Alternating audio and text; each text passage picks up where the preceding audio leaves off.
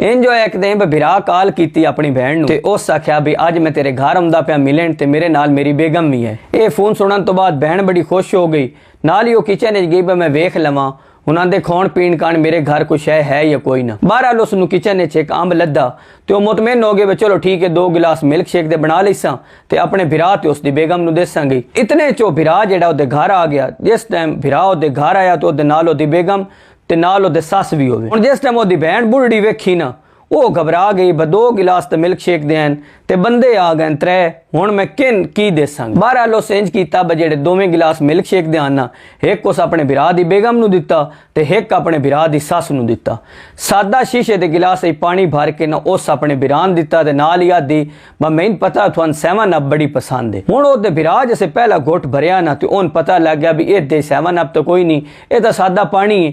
बहरहाल उसनूं अंदर दी गल दी समझ आ गई तो मूँह चो बोल के आदा मैनूं इस गल दी बड़ी खुशी हुई कि तैन अजे ताईं पता मैनूं 7 अप निक्के होने तो पसंद है। हुण तुहानूं पता साडे बुढ़ड़ियां दे चस्के भी नहीं मुकदे।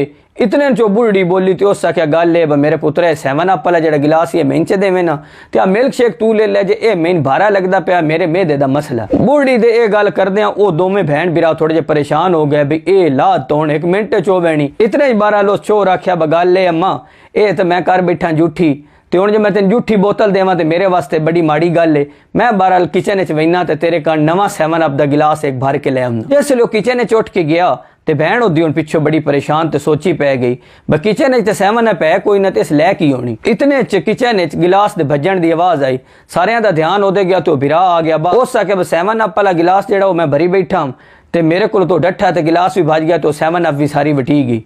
हुण ये गल सुननी आई ते अल्लाह बुढ़ड़ी ने थोड़ा जिहा ईमान दिता। बहरहाल ओदा भी 7 अप वालों ध्यान हटिया ते जेड़े उसको मिल्क शेक दे 2-4 घुट पीने उस पीते ते बाकी सारे अपनियां गल्लां लग पे एक दूजे दी खैर खैरियत पुछण दस्सण लग पे। हुण थोड़ी देर तो बाद जैसे वहन लगे उसले बिरा अपनी बहन नूं मिलिया। नाल ही वो बिरा जैसे मिलिया अपनी बहन नूं तो उस मोठे का शै भी दित्ती ते उस आख्या भी इंज भी वो जेड़ा 7 अप दा गिलास में तो भज गया ना वो भी ले लवीं ते नाले 7 अप सारी वटी गई किचन च ओदी सफाई भी कर लवीं। यानी कि तरीके नाल बिरा जेड़ा है उस अपने बहन दा भरम भी रख लिया ते नाल उस ओदी थोड़ी जी माली इमदाद भी कर ली।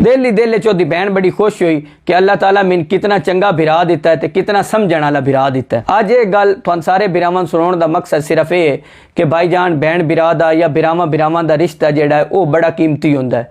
सानूं चाहिदा कि असीं अपने बहना बिरावां दी खबर रखीए, खास तौर ते जिन्हां बहना दी असीं शादी कर चुके हां उन्हां दे माली हालात तो या उन्हां दे घरां दे हालात तो सानूं वाकिफ होना चाहिदा। दुनिया बहुत छोटी है, इहदे च कदी किसी दे दिन चंगे ते कदी किसी दूजे दे दिन माड़े हुंदे ने ते जिस टाइम तुहाडे कोई चंगा वक्त आवे ये तुहाडा हक बनदा है कि उस टाइम तुसीं उन्हां लगदियां जरूर ध्यान दिओ जिन्हां ते अल्लाह दी अजमाइश हुंदी। चंगे ते सियाणे बंदे होई हुंदे ने जिन्हां दे लगदे जिसले किसी माड़े हालात च होण वो उन्हां दे नाल जाके मोढा रलैंदे ने। इंज करके रिश्ते ईमान वधदे ने। इहो हिक्की घर पैदा होण दे फायदे ने। इस गल दा नाम ही रिश्तेदारी। और खास तौर ते बहनां अपने बिरावां ते बड़ा वखरा जिहा नाज हुंदा है, एक फखर हुंदा है, एक मान हुंदा है ते बिरावां चाहिदा कि उस मान नूं हमेशा कायम रखें। मेरा दिल आदा गल है तुहानूं पसंद आई होसी।